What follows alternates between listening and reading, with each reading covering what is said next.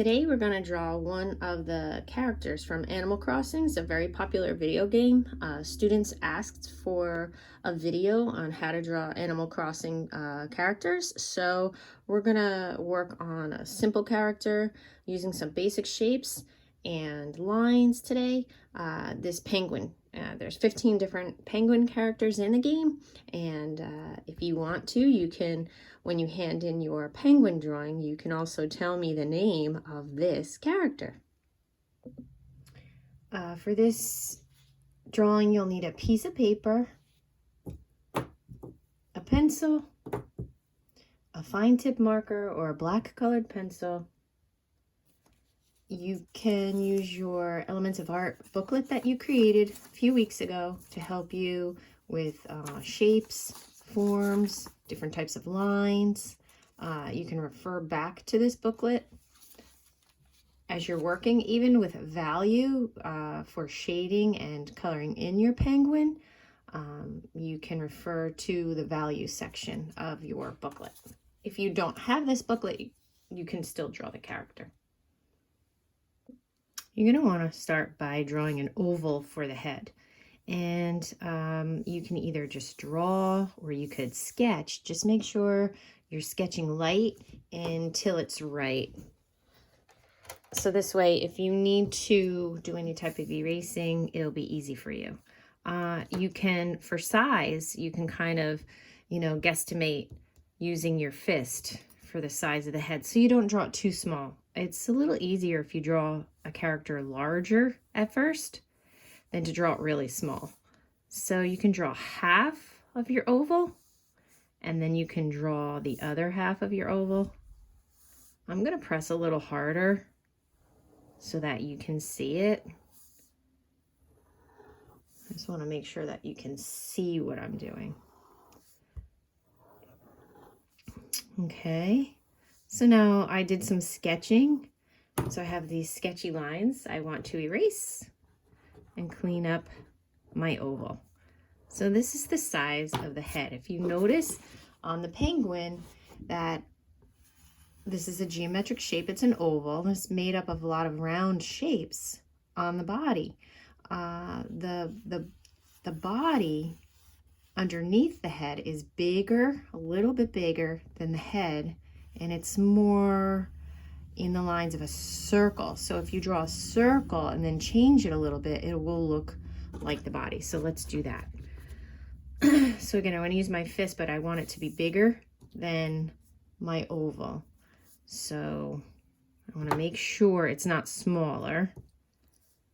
So I could put my hand here, make a mark bigger than my fist. I could put 2 marks, and then I know I want my circle to come out past the head, just a little bit. And now I'm going to draw a circle. And if it's easier for you to find something to trace, you could trace a circle too. So I just drew like a half of a circle here, and then I'm drawing the other half of the circle here. So it kind of looks a little like a snowman. And then I want to erase the overlapping lines. And then I'm going to change the bottom of the oval and make it more of a flat horizontal line here at the bottom of the head, because that's what it looks like. I'm trying to make the character as true to what it is as possible. Okay, so I have my oval that I just flattened, the part that sits on top of the circle, and I'm also going to do the same thing at the bottom where the feet come out because it's flat.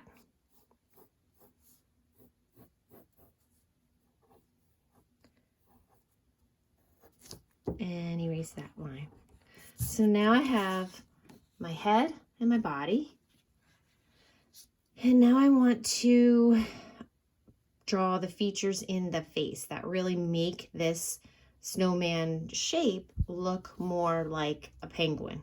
I want to determine the center of the face, and I want to put the top part of the beak in next. So I'm finding the center just with a small dot, not dark. I don't want to see it through my drawing. And I'm going to draw a curve line like so. Almost like a frown. The next step is to draw a curve going in the opposite direction, and now it looks more like a football shape or a leaf.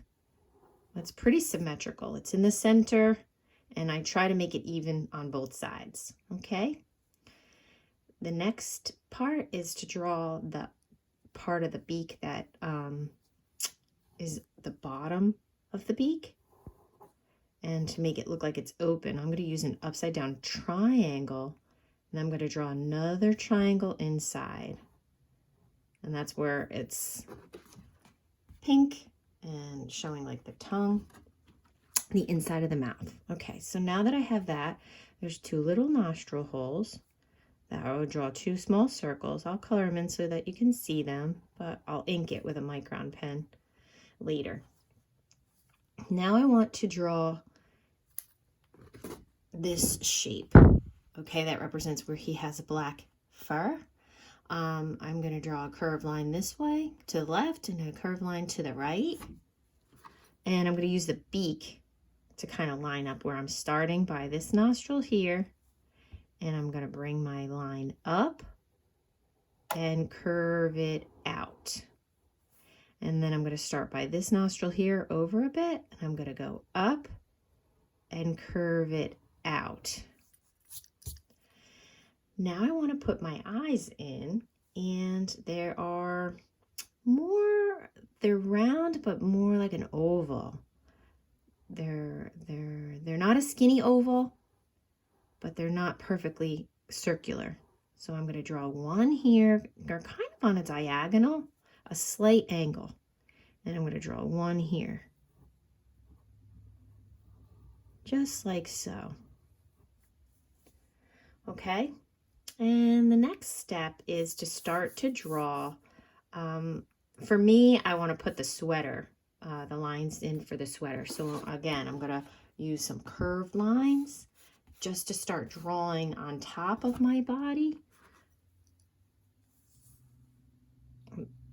I'll reference the sweater. And then I'll show you how you make it look like it's kind of hanging off the body. So I'm going to start here with a curve. Okay, and it's lower on the circle. It's not halfway down. It's further down. So it's more like, I don't know, 1, 2, 2/3 of the way down. Now for this ribbed section, I just draw a curved line on the sides, and then I'm going to draw a parallel curve.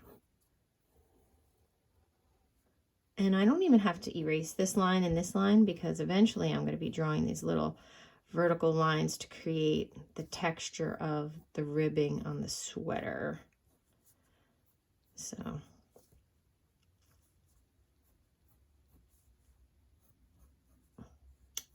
And now I'm going to find the center, but I want the body to look round, and I want to draw where the sweater buttons one side of the sweater to the other side. And I'll show you how to do that next. So now I'm going to find, like, the center of the body should be where the center of this bottom of the beak is. And I'm going to draw a curved line like so. Kind of follows the shape of the body of the character. And that's all a contour line to follow the shape of the body to make it appear that it looks round. And then I'm going to put a collar. And the collar is the same color as the bottom of the sweater. And also the cuffs on the sweater when we put the arms and the sleeves on. And then I'm going to just draw some flat ovals for buttons. Okay. I have 5 buttons on that one. I have 3 buttons on this one. You could put 3 or 4 buttons on, or 5. It's up to you. Depends on how big you made it. If you have more room, you can, draw your ovals. Okay. Now we're going to draw the arms. Now what I recommend is drawing a stick line just to point it in the direction that you want your arm to be going in. And then to determine how far away from the body your hands should be. So look, you don't want the hands to be too close to the body. You want it to be, you know, further away. So you have room to draw the arm, the cuff, and the little hand, the paw. So I start with a stick line that I can erase, and then I'm going to build around that line by drawing another line here. Turn this end piece into the cuff with curved lines. So it's a curve and a curve. Don't make it a square rectangle because it'll look flat. You want it to kind of look round. And then a half of an oval for the little hand that's sticking out. And then I would draw, I'll make it darker so you could see it. And then I would draw the other arm on the other side. I see a little more of the shoulder on this side, so I'm going to build it out this way. Use 2 lines for your arm to show the thickness. And then the cuff goes around the sleeve like so. And then I see a little more of this hand, so I'm just going to make it a little bit different than that one. And the next step is to draw the legs and the feet. So one foot is totally foreshortened, and it looks like it's sticking straight out at you, and the other foot is like kicking off to the side. So the first thing I would do, the same thing that I did with the arms, I'm going to draw a stick, just a line in the direction that I want my legs to be pointing in. Okay, I want to make sure I space them out and I don't put them too close together. So one leg is going on an angle. I'm going to draw that one first. And so I'm going to use 2 diagonal lines that are parallel to create the leg. And then I'm going to come in here with like an oval-y type of, like a half of an oval. And then I'm going to put an oval inside to show the bottom of the foot. Okay, so this is the side of the foot and this is the bottom of the foot. So here I have drawn the side by drawing half of an oval and not finishing it, or you could draw a whole oval and then draw a curved line in the center. So that's another approach that you could take. Whichever way you decide is up to you. The foreshortened foot is a little tricky and it probably will look incorrect to you, but this is how we're going to draw it. So you draw 2 lines to show the width of the leg. Try to keep it uniform with the other leg. And now you're going to draw a semicircle. Half of a circle. But instead of a flat line here, try to curve it slightly. And then you could also put another line like that. It almost looks like a shoe, okay? And then depending on how you shade it in, okay, will make it look rounder and more 3-dimensional, all right? So that's the basic outline of your penguin character. Notice how large it is on my paper. I did not draw a teeny tiny character. That's probably going to be a little more frustrating if you make it too small, because it'll be hard for you to draw all the little parts, especially if you have to erase things and make adjustments. You know, remember the eraser's your friend. You want to, you know, fix things and, you know, sketch it light until you feel like it's right. Don't just try to do it in one shot, because you know, you have to make adjustments so that it looks the way you want it, okay? If you want to draw a different character, go right ahead. Some of these other characters are just a little more challenging. So for older students, you might want to try the kangaroo, the goat, the koala bear. It's totally up to you, whatever you want to draw. I just picked a simple one so that, you know, everyone could try it. And the next step is to outline it with a black marker, ultrafine Sharpie, a micron pen, or a pointy, very sharp black colored pencil. If you don't have that, you could use a Crayola marker. They're just a little bit of a thicker outline, or you could use a crayon. So now I outlined my character with a micron pen, and each of the penguins that are in the game, if you're doing a penguin, they have different clothes, so you could draw their clothes however you would like. This is a sweater, some have vests on, they're all different. What I would do is not draw in dark pencil lines. The design that's on this sweater is a little difficult.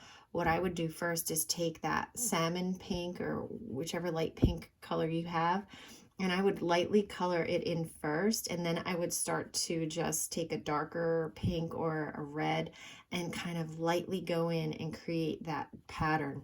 I would not use dark black outlines on that.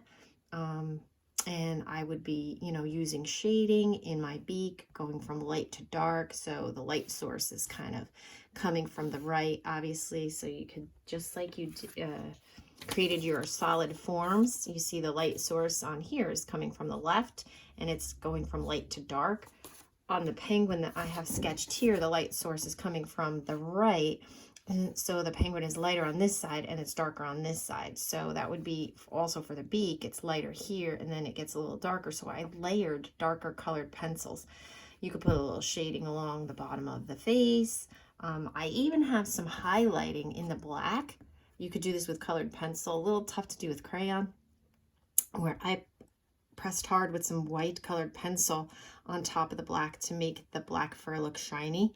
And I also created some highlights in the feet as well. So I went from light gray to medium gray to black, and then left some white of the paper, and then also added white for highlights. So you can make these look more three-dimensional, but you do need to practice shading on them. Like, you have to use your value scale or take a look at your solid forms to try to create the illusion of the roundness, that 3D look, okay? Because we are drawing two-dimensionally, and right now this looks very flat. It's just an outline, okay?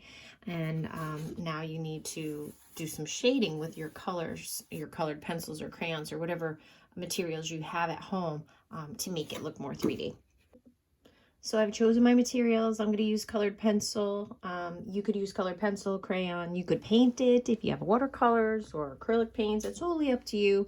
The next portion of the video is just me practicing some shading on my characters so you could follow along and maybe get some tips as far as like how you could shade it in to make it look a little more round and three-dimensional. Hope you have fun.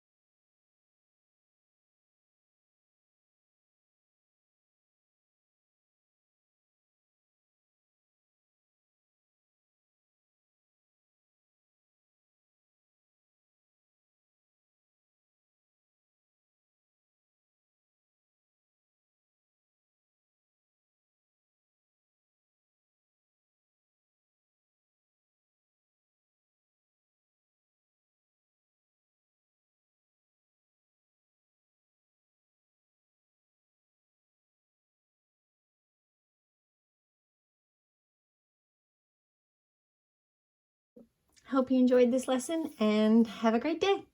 Have fun drawing. Remember, you don't have to draw the character I drew. Draw whatever you like. This is just a guide to show you how you can use basic shapes and simple lines to create cartoon characters of your liking. Maybe you can design your own video game characters. Have a great day.